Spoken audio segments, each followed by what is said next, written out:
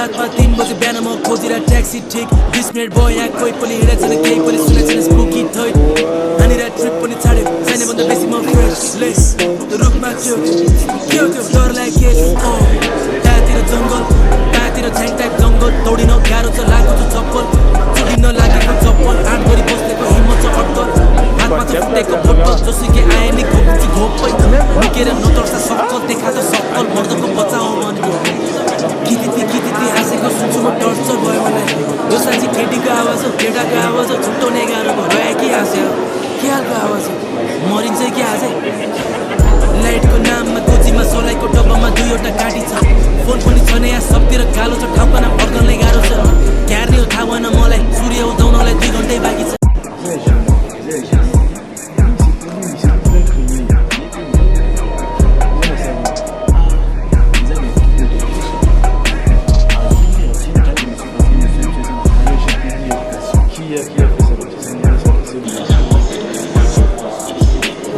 रातमा 3 बजे बिहान म खोजिरा ट्याक्सी ठिक 20 मिनट भयो यहाँ कोही पनि हिँडेको छैन केही पनि सुनेको छैन स्पुकी थोइ हानेर ट्रिप पनि छाड्यो छैन भन्दा बेसी म फ्रेसलेस रुखमा छु के हो त्यो डर लाग्यो त्यहाँतिर जङ्गल त्यहाँतिर छ्याङ टाइप जङ्गल दौडिन गाह्रो छ लागेको छ चप्पल चुडिन लागेको चप्पल आँट गरी बस्नेको हिम्मत छ अड्कल हातमा छ फुटेको बोतल जोसुकै आए नि घोप्छु घोप्पै निकेर नतर्सा सक्कल देखा त सक्कल मर्दको बच्चा हो भने किति हाँसेको सुन्छु म टर्चर भयो मलाई यो साँच्ची केटीको आवाज हो केटाको आवाज हो छुट्याउने गाह्रो भयो कि हाँस्यो के खालको आवाज हो मरिन्छ कि आजै लाइटको नाममा गोजीमा सोलाइको डब्बामा 2वटा काटी छ फोन पनि छैन यहाँ सबतिर कालो छ ठाउँको नाम फर्कनलाई गाह्रो छ क्यार्ने हो थाहा भएन मलाई सूर्य उदाउनलाई 2 घन्टै बाँकी छ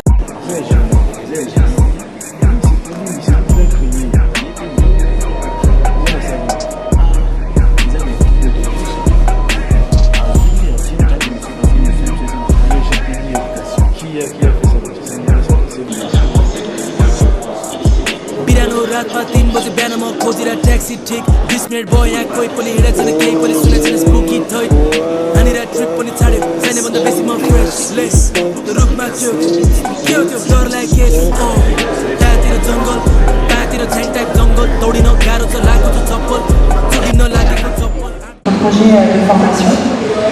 Donc voilà, on est très content de vous avoir ici avec nous aujourd'hui. Et comme les éditions précédentes, on va passer à la réunion d'information Campus France. Donc c'est là qu'on va vous présenter Campus France, mais également différentes procédures que vous pouvez effectuer afin d'aller faire vos études en France. C'est toujours important de vous avoir dans le logo pour répondre aux différentes questions que vous pourriez avoir. Et puis enfin les cafés campus qui étaient déjà mis en place l'année dernière, on va les relancer cette année. Donc c'est un peu le même principe que les tables rondes, d'accord. Donc on prend un domaine, on a un domaine, on fait intervenir des professionnels de ces domaines-là, des chercheurs, mais également des anciens étudiants qui sont partis avec Campus France et qui sont revenus et qui aujourd'hui travaillent dans ce domaine. Et ça vous permet encore une fois de découvrir des nouvelles filières, des nouveaux métiers. Donc c'est important pour vous aussi de participer à ce genre d'activité. En parlant donc maintenant de ce qui vous intéresse un petit peu plus, donc c'est le système éducatif français. Il y a plusieurs façons de catégoriser le système éducatif supérieur français. On a choisi aujourd'hui de le catégoriser entre le public et le privé. Bon. Encore une fois, il y a 1001 façons de le catégoriser, c'est très riche, c'est très complexe, d'accord. Donc si on peut établir une catégorisation aujourd'hui, si on peut parler des établissements qui sont strictement dans le public, donc on va trouver uniquement dans le public, on a les IUT et les IAE. Donc c'est des instituts qui se trouvent uniquement dans les universités publiques et elles se différencient des licences, on va dire, classiques parce qu'elles sont un petit peu plus, pratiques, d'accord. Il faut intervenir aussi des professionnels en tant que professeurs et ça vous permet d'avoir un regard un petit peu plus pratique sur les formations que vous êtes en train d'avoir. Donc IUT, c'est Institut universitaire technologique, donc qui prépare les BUT ou les bachelors, et les IAE, les instituts d'administration des entreprises. Donc voilà, comme vous voyez, donc, des structures spécialisées au sein des universités et vous permettent une insertion dans la vie qui est un petit peu plus rapide. Je mets rapide entre guillemets parce que voilà, c'est pas automatique bien évidemment. Définition du projet d'études, donc c'est la deuxième étape. On vous conseille vivement d'aller consulter 3 sites. Donc on a oniciapi.fr, studirama.fr et l'étudiant.fr. Là-dessus, vous avez tout un tas d'informations qui peuvent au projet.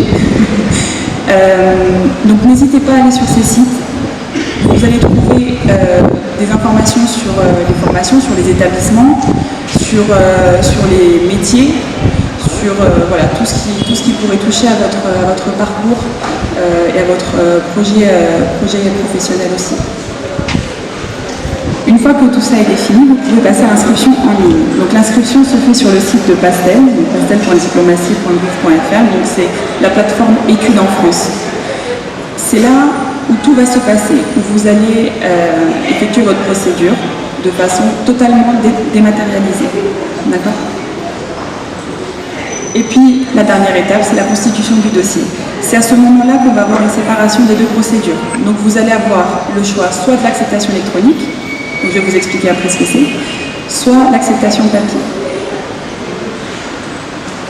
On commence par les acceptations électroniques. Donc, cette procédure-là concerne uniquement les inscriptions dans les établissements publics qui sont connectés à la plateforme. Donc, la première étape va être de remplir votre panier de formation. Dans ce panier de formation, sur la plateforme Études en France, vous allez avoir le choix de sélectionner 7 formations au maximum, dépendamment de votre année d'entrée. Suite à ce choix de formation, vous allez devoir rédiger une lettre de motivation pour chaque choix. Si vous effectuez 3 choix, vous devez rédiger 3 lettres de motivation. D'accord ? Une fois que vous avez soumis votre dossier, et c'est une étape très importante, il faut penser à soumettre votre dossier. Tant que votre dossier n'est pas soumis, Campus France ne peut pas le traiter. Donc il est essentiel que vous le soumettiez. Une fois qu'il est soumis, et que nous on le reçoit dans notre base de données, on vous envoie la demande de paiement. D'accord ? Donc il faut effectivement régler des frais de dossier à hauteur de 100 $. Et une fois que vous avez effectué ces paiements-là, nous, on va s'occuper de valider votre dossier, de le traiter puis de le valider. C'est-à-dire qu'on va regarder si toutes les pièces que vous avez insérées dans votre dossier figurent bien dans votre dossier. Et une fois que tout est bon, on valide votre dossier. Une fois votre dossier validé, il y a le fameux entretien pédagogique. C'est une étape cruciale dans la procédure Campus France, que ce soit pour cette procédure, que ce soit pour l'autre. C'est elle qui va vous servir à convaincre, en fait, à montrer que votre projet est bien mûri, que votre projet a bien été travaillé, que votre projet est bien cohérent. On le dit souvent, il faut vraiment avoir de la cohérence entre ce que vous présentez, votre parcours précédent et votre projet de formation. D'accord ? C'est essentiel. Et les motivations, j'ai oublié. Une fois que l'entretien pédagogique a été effectué, votre dossier est automatiquement envoyé auprès des universités françaises que vous avez sélectionnées. D'accord ? Suite à ça, les universités vont répondre favorablement ou défavorablement à votre demande. Et si c'est favorable, dans ce cas-là, vous passez à la demande de visa. On en reparlera après. Donc là, vous avez le calendrier. Il est aussi disponible à l'arrière avec mes collègues pour celles et ceux qui ne l'auraient pas encore eu. Donc comme vous pouvez le voir, la campagne débute demain. Donc à partir de demain, vous pouvez soumettre votre dossier sur la plateforme. D'accord ? Vous aurez jusqu'au 10 décembre pour soumettre votre dossier, jusqu'au 22 décembre pour régler les frais de dossier Campus France, jusqu'au 1er mars pour passer votre entretien pédagogique. Les établissements auront jusqu'au 30 avril pour répondre à vos choix. D'accord ? et vous aurez jusqu'au 31 pour confirmer ce choix-là. D'accord? Mettons par exemple, vous avez fait 4 choix et vous êtes accepté sur les 4. Il faut effectuer un choix. Donc c'est ça quand on dit date limite de confirmation du choix, c'est si vous avez été accepté à plusieurs endroits, il va falloir vous confirmer ce choix. Ok? Pour les acceptations papier, il n'y a pas grand-chose qui change, sauf la première partie, qui celle-là est totalement différente. Au début, donc, pour la campagne en acceptation électronique, on a dit que d'abord vous effectuez un choix, donc vous effectuez différents choix dans différentes formations, et après vous créez votre dossier, vous effectuez votre choix. D'accord? Et après les universités vous répondent, vous êtes accepté ou non. Là c'est le contraire. Vous êtes d'abord accepté par l'université, par les écoles privées, donc c'est des écoles qui ne sont pas connectées à la plateforme Campus France, ok, études en France. Donc d'abord, vous êtes accepté, vous avez une attestation d'inscription dans ces établissements privés, ok, et ensuite vous créez votre dossier sur la plateforme études en France. Donc c'est ce que c'est le projet d'études, ok. Donc vous avez un seul choix, bien évidemment, contrairement au stade précédent, maximum. Donc vous avez un seul choix possible et vous soumettez votre dossier avec l'attestation d'inscription, pas d'attestation d'admission, uniquement inscription, et la lettre de motivation. Une fois que nous, on a reçu ce dossier, d'accord, on vous envoie également la demande de paiement. Pareil, vous effectuez le paiement et nous, on traite le dossier, on le valide, et vous effectuez par la suite l'entretien préconsulaire. D'accord? Suite à ça, vous sera délivré le fameux accord préalable qui vous est utile pour effectuer votre demande de visa, donc pour passer à la demande consulaire. Et vous soumettez votre dossier avec l'attestation d'inscription, pas d'attestation d'admission, uniquement inscription, et la lettre de motivation. Une fois que nous, on a reçu ce dossier, d'accord, on vous envoie également la demande de paiement.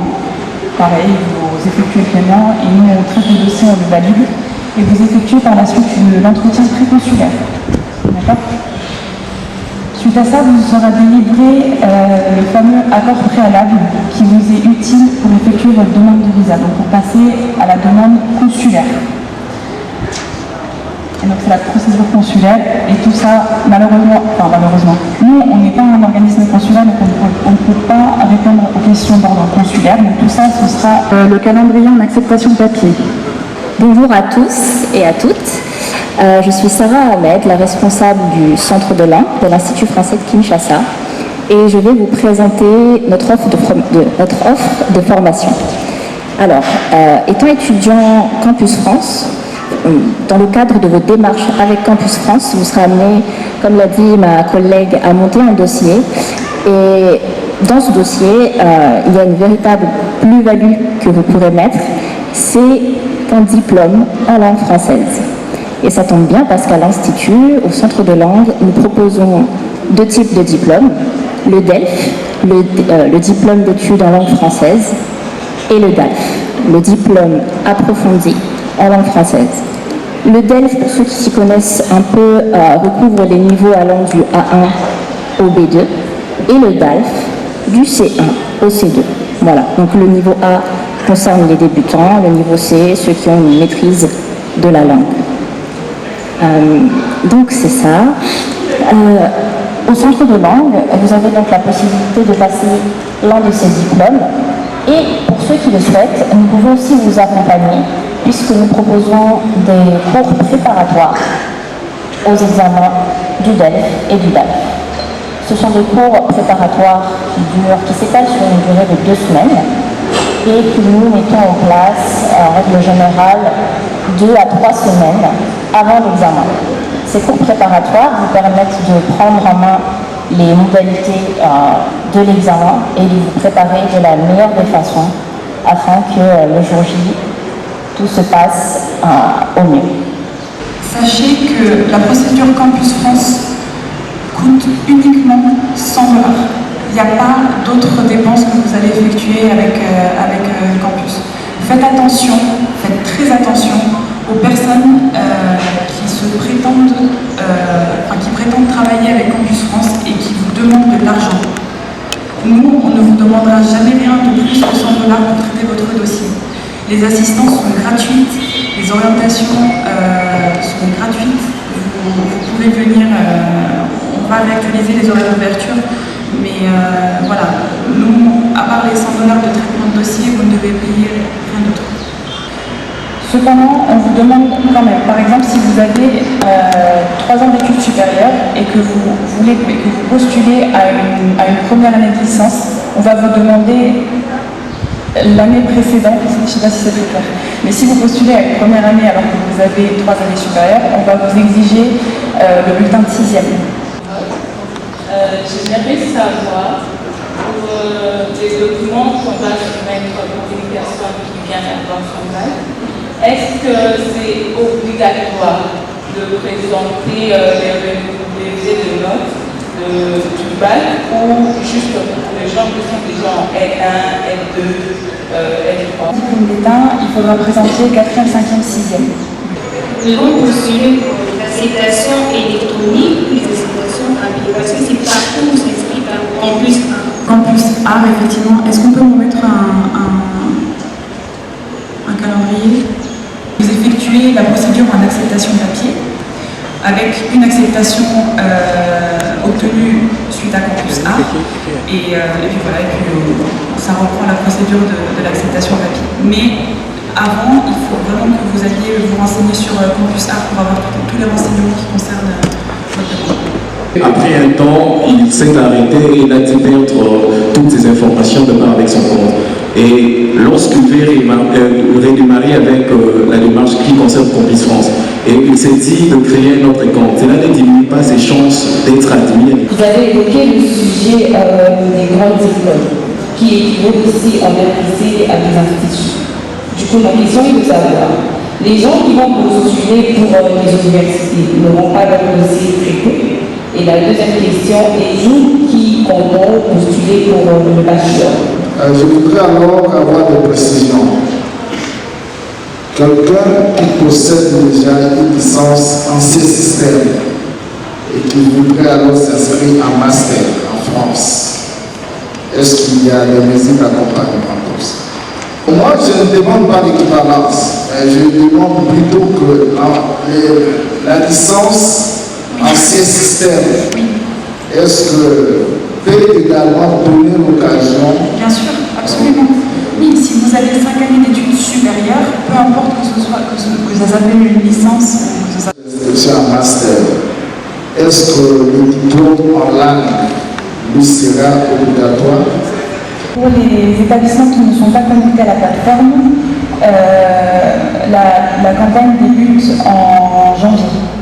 D'accord, pour la rentrée de septembre 2024. Je ne me suis pas assez arrêtée là-dessus peut-être, mais si vous voulez postuler à un établissement non connecté à la plateforme, la campagne va débuter en janvier. Donc si cet établissement n'est pas membre de la conférence des grandes écoles, d'accord?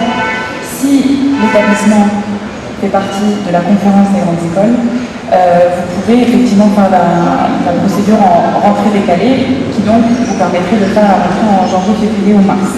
D'accord?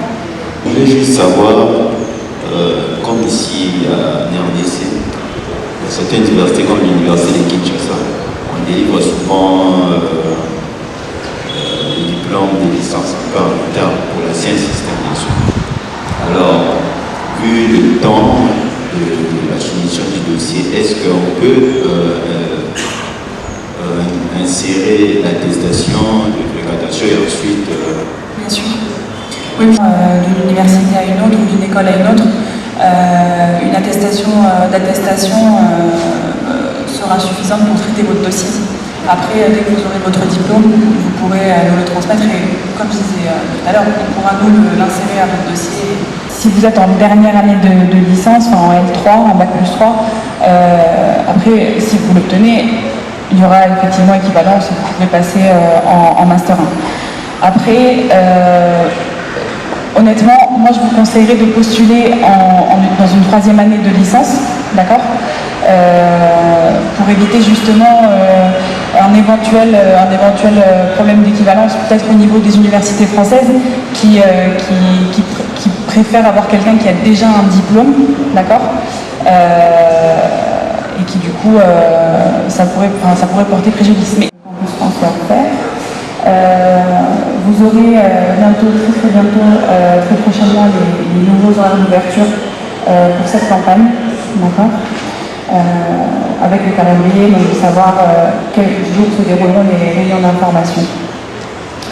Je tenais à vous remercier pour votre participation. Je remercie également les intervenants qui sont actuellement dans le public, les alumni qui sont également présents. Le salon n'est pas terminé, vous avez encore une bonne heure pour tourner dans la salle d'exposition, pour aller voir les stands des universités locales, voir ce qu'elles proposent en termes de formation. C'est aussi très important d'être informé là-dessus. Et voilà, je vous remercie une dernière fois.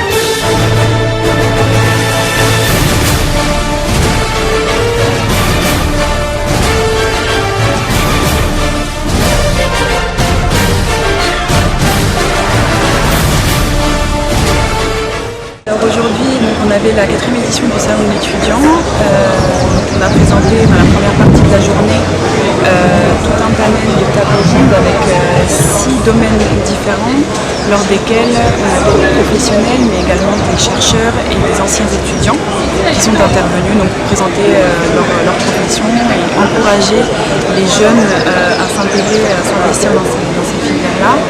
Dans la deuxième partie de la journée, on avait la réunion d'information Campus France, donc pour expliquer quelle est la procédure, quelle procédure suivre selon le profil pour partir étudier en France. Et au long de toute la journée, on a eu les stands des différentes universités qui étaient présentes également sur le site. Donc on avait l'ISIPA, on avait l'UNIKIN également, on avait l'IMBTP, on avait bien d'autres. On en a une dizaine et ça se reproduira sûrement l'année prochaine. On est très contents du résultat. Je m'appelle Oumoulima Djamikel, je suis étudiant à l'ICPP. Je suis venu ici au Campus France pour postuler aux études en France.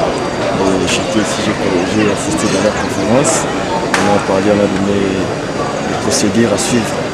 Et on a trouvé que c'est intéressant, c'est important, il y a pas de désavantages établis.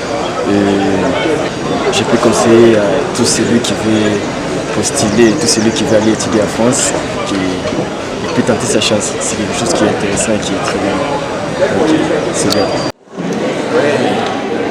Nous sommes très ravis pour cette expérience, c'est une belle expérience. Vous avez vu différents stands et le panel, la conférence. Il y a une très bonne preuve de communication.